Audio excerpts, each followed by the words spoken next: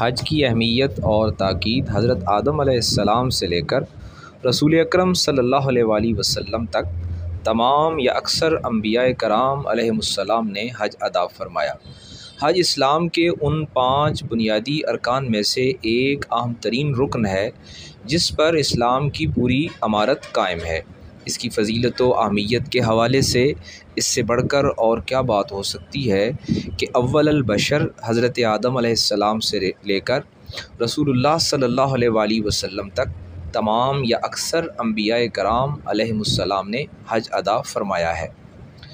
कुरान व हदीस में जहाँ हज की बहुत ज़्यादा ताकीद, अहमियत और फ़जीलत बयान फरमाई गई है तो वहीं उसके तर्क करने पर सख्त सज़ाएँ और वईदें भी ज़िक्र फरमाई गई हैं। कुरान मजीद में अल्लाह ताला का इरशाद है, तर्जुमा है, और लोगों में से जो लोग इस बैतुल्लाह तक पहुँचने की इस्तिताअत रखते हों उन पर अल्लाह के लिए इस घर का हज करना फ़र्ज़ है, और अगर कोई इनकार करे तो अल्लाह दुनिया जहान के तमाम लोगों से बेपरवाह है। दूसरी जगह अल्लाह ताला ने कुरान मजीद में इरशाद फरमाया, और लोगों में हज का ऐलान कर दो कि वो तुम्हारे पास पैदल आएँ और दूर दराज के रास्तों से सफ़र करने वाली उन ऊँटनियों पर सवार होकर आएँ जो लंबे सफ़र से दुबली हो गई हों। चुनांचे यही हुआ कि हज़रत इब्राहीम अलैहिस्सलाम ने हुक्म खुदाबंदी से ऐलान फरमाया तो देखते ही देखते ज़मीन के दूर दराज इलाक़ों से हज उम्रे की अदायगी के लिए फ़र्ज़ंदान इस्लाम कतार अंदर कतार, जौक दर जौक तलबिया पढ़ते हुए आ पहुँचे। हज़रत अब्दुल्ला बिन अब्बास रज़ी अल्लाह अन्हु फरमाते हैं कि जब हज़रत इब्राहीम अलैहिस्सलाम बैतुल्लाह की तामीर से फ़ारिग़ हुए तो उन्होंने अर्ज़ की, ऐ मेरे रब, मैं बैतुल्लाह की तामीर से फ़ारिग़ हो चुका हूँ। अल्लाह ताला ने फ़रमाया, आप लोगों में हज का ऐलान फरमा दीजिए। हज़रत इब्राहीम अलैहिस्सलाम ने अर्ज़ किया, ऐ मेरे रब, क्या मेरी आवाज़ तमाम लोगों तक पहुँच जाएगी? अल्लाह ताला ने इरशाद फरमाया, आप ऐलान फरमाइए, आवाज़ का पहुँचाना हमारा काम है। हज़रत इब्राहीम अलैहिस्सलाम ने अर्ज़ किया, ऐ मेरे रब, मैं कैसे ऐलान करूँ? अल्लाह ताला ने फ़रमाया, आप ये कहें, ऐ लोगो, तुम पर बैत अतीक यानी बैतुल्लाह का हज फ़र्ज़ किया गया है। जब हज़रत इब्राहीम अलैहिस्सलाम ने ऐलान किया तो आपकी आवाज़ को ज़मीन व आसमान के दरमियान वालों सब ने सुन लिया। देखते नहीं कि लोग आज भी ज़मीन के दूर दराज इलाक़ों से हज उम्रा का तलबिया पढ़ते हुए किस तरह जौक दर जौक दीवाना वार चले आते हैं। इसी तरह हदीस शरीफ में भी हज करने के बेशुमार फ़ज़ाइल बयान हुए हैं। हज़रत इब्ने उमर रज़ी अल्लाह अन्हु से रवायत है, रसूल पाक सल्लल्लाहु अलैहि वसल्लम ने इरशाद फरमाया, इस्लाम की 5 चीज़ें बुनियादी हैं, यानी 5 चीज़ों पर बुनियाद है। पहले नंबर पर इस बात की गवाही देना कि अल्लाह ताला के अलावा कोई इलाह नहीं, और ये कि हज़रत मोहम्मद सल्लल्लाहु अलैहि वसल्लम अल्लाह के आखिरी रसूल हैं। नमाज को कायम करना, तीसरे नंबर पर ज़कात देना, चौथे नंबर पर बैतुल्लाह शरीफ का हज करना, और 5वें नंबर पर रमज़ानुल मुबारक के रोज़े रखना।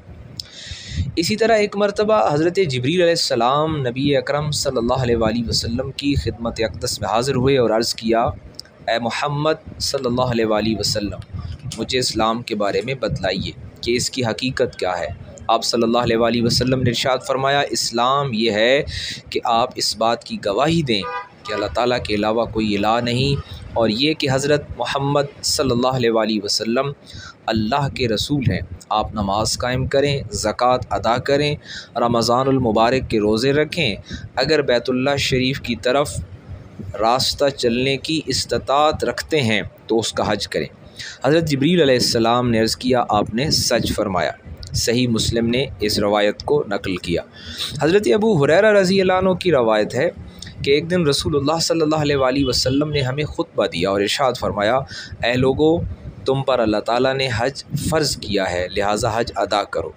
हज़रत समरा बिन जुंदब रज़ी अल्लाह अन्हु ने रवायत किया है, रसूलुल्लाह सल्लल्लाहु अलैहि वसल्लम ने इरशाद फरमाया, नमाज कायम करो, ज़कात अदा करो, बैतुल्लाह का हज करो और उसका उम्रा करो, और अपने ईमान और आमाल साले पर इस्तिकामत इख्तियार करो, इसके नतीजे में तुम्हें मखलूक के साथ मामलात में इस्तिकामत अता की जाएगी।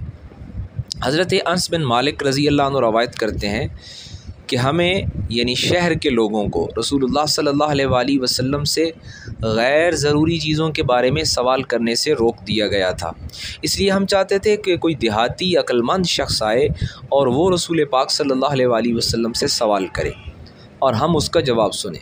चुनांचे एक देहाती शख्स आया और अर्ज़ किया, ए मोहम्मद सल्लल्लाहु अलैहि वसल्लम, हमारे पास आपका कासिद आया और उसने हमें ये बात बतलाई कि आप ये समझते हैं कि अल्लाह ताला ने आपको अपना रसूल बनाकर इस दुनिया में भेजा है। आपने फरमाया कि उसने सच कहा।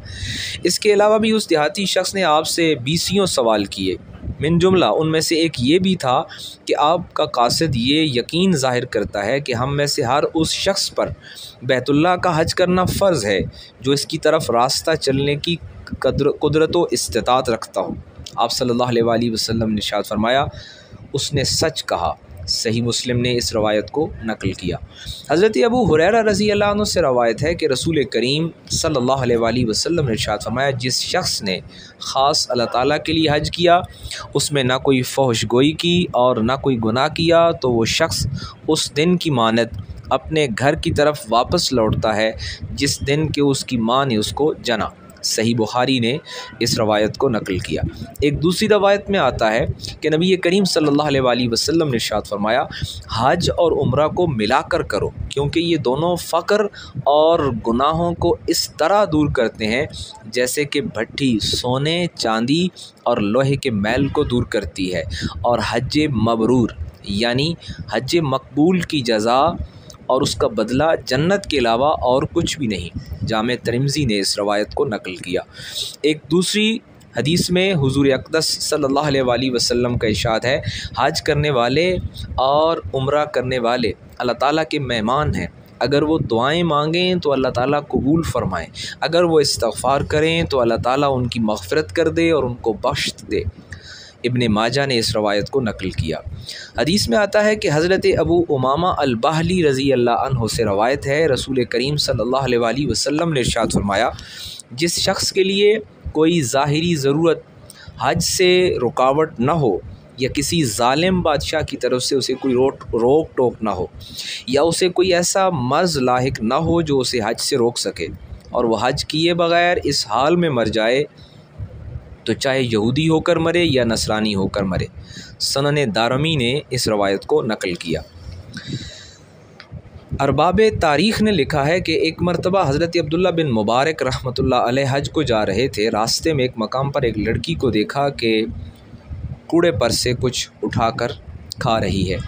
ज़रा और करीब गए तो क्या देखते हैं कि लड़की एक मरी हुई चिड़िया को जल्दी जल्दी एक छेथड़े में लपेट रही है। हज़रत अब्दुल्ला बिन मुबारक रहमतुल्लाह अलैह वहीं रुक गए और हैरत व मोहब्बत भरे लहजे में उस लड़की से पूछने लगे, बेटी इस मुर्दार चीज़ का क्या करोगी? अपने फटे पुराने और मैले कुचैले कपड़ों को संभालते हुए लड़की की आंखों में आंसू उमड़ आए और रुंधी हुई आवाज़ में बोली, चाचा जान, मेरे वालिद माजिद को चंद ज़ालिमों ने कत्ल कर दिया है, हमारा तमाम मालो असबाब हमसे छीन लिया है। अब एक मैं हूँ और एक मेरा भाई है। अल्लाह ताला के सिवा हमारा कोई सहारा नहीं है। अब हमारे पास न खाने पीने के लिए कुछ है न पहनने के लिए। भाई घर में भूख से निढाल पड़ा हुआ है। मैं बाहर निकली कि शायद खाने को कुछ मिल जाए। यहाँ आई तो ये मुर्दार चिड़िया पड़ी हुई मिली जो हमारे लिए किसी भी नेमत से कम नहीं है। ये कहते हुए कई दिनों से फाके की मारी हुई वो नन्ही बच्ची फूट फूट कर रोने लगी। हज़रत अब्दुल्ला बिन मुबारक रहमतुल्लाह अलैह का दिल भर आया। बच्ची के सर पर हाथ रखा और ख़ुद भी रोने लगे। अपने साथी से पूछा, इस वक्त हमारे पास कितनी रकम है? उसने बताया, हज़रत 1000 अशरफियाँ हैं। हज़रत अब्दुल्ला बिन मुबारक रहमतुल्लाह अलैह ने फरमाया, मेरे ख़्याल में वापस पहुँचने के लिए अपने इलाके में 20 अशरफियाँ काफ़ी होंगी। उस साथी ने कहा, जी हाँ, घर पहुँचने तक 20 अशरफियाँ काफ़ी हैं। हज़रत अब्दुल्ला बिन मुबारक रहमतुल्लाह अलैह ने 20 अशरफियाँ अपने पास रखीं। उसके अलावा बाकी तमाम अशरफियाँ उस लड़की को दे दी और फरमाया, हम इस साल हज को नहीं जाएंगे। ये हज काबा शरीफ के हज से बड़ा हज है। और मौलाए रूम ने सच कहा, दिल बदस्तावर के हज अकबर अस्त। दिल हाथ आ जाए तो यही सबसे बड़ा हज है। अल्लाह रब्बुल इज़्ज़त हमें तौफ़ीक़ हज, मकासद हज समझने और जज्बे ईसारे जान व माल अता फरमाए।